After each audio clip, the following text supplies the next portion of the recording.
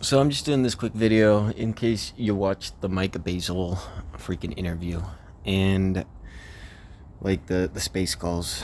Basically, there was 2 space calls that he did, and the only 2 things that I really took from it is, one, he tried to talk about how if you're in for a short squeeze, you should support Mark Basil because what he's doing is going in and getting rid of their warrants and anything that was a bad debt deal and stopping them from being able to further dilute.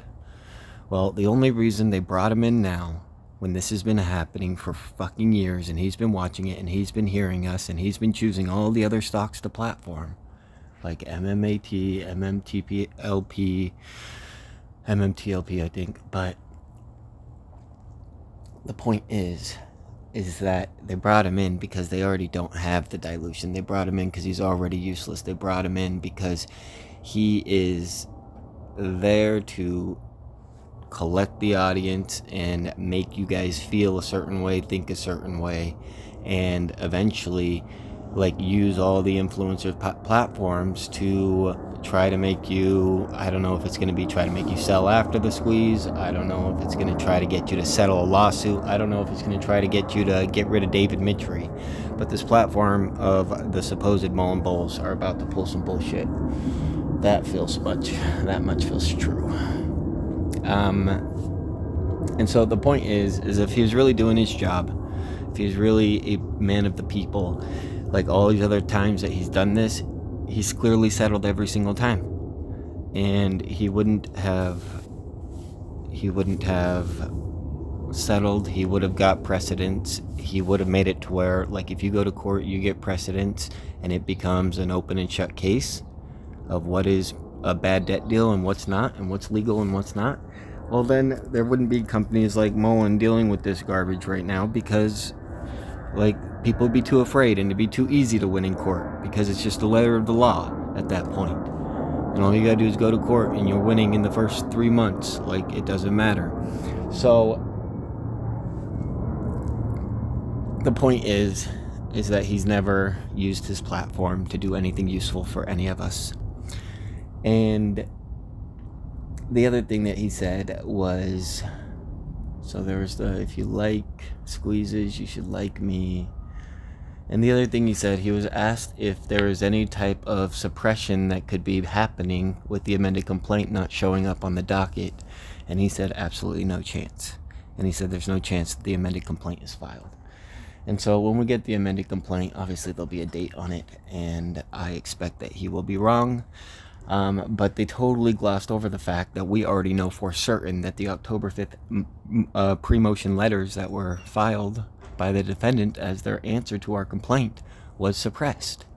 And they didn't address it, they didn't ask about it, and it's the only thing that matters.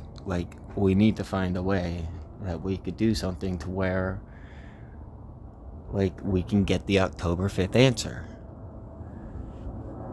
There's got to be a protest. There's got to be if we all, are we allowed to call the judge? I know you're allowed to call your politicians, but are you allowed to call your judges? I don't know. But this judge needs to feel some pressure, because it's crazy to me that we're just allowing this world to fall into chaos, knowing that there are things that are being suppressed in the courts of the only real thing. And again, the reason Mark Basil comes in, and the day after he gets announced supposedly working for MULN, just the same way that Lawrence Hodge was. The same people that brought on Lawrence Hodge was not David Mitry. It's the insiders that are against David, and it's the same ones that brought on Mark Basil. And the day after he comes on, he announces that one of the lawsuits that was being filed for GTII was dismissed. And then other people start using it as MULN's case dismissed, and then nobody debunks it because the amended complaint didn't come, and it just creates all this ridiculous FUD. Yeah, it's crazy, but there's no way he's on our team. There's no way he's on the winning team. He's here to cause problems. Seeing everything that I'm seeing, it looks like we could be a week out at the earliest for a squeeze. I'd like to say tomorrow. The biggest hope I have for tomorrow is that we had something suppressed in the courts probably 2 days ago, and it only took 2 days after filing our or after them suppressing the defendant's answer before a world war started kicking off in the Middle East. So what is fair to assume is that the rich people are seeing these things suppressed, and they're acting and they're doing things behind the scenes. And it's fair to say that some rich people are going to see this amended complaint and maybe have a reaction to it. Maybe it's a rich person YOLO into MULN. Maybe it's somebody comes out as a whistleblower. I don't know for sure. But there is hope for Friday and next week. But at the end of next week, we start getting a lot of the whole Joe Biden impeachment thing's supposed to be coming to light. Hunter Biden, I think on the 13th, is supposed to be testifying in the House.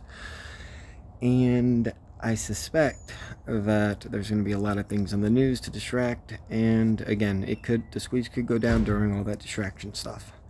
But it could also be, if we're being honest, it could totally be after the reverse split.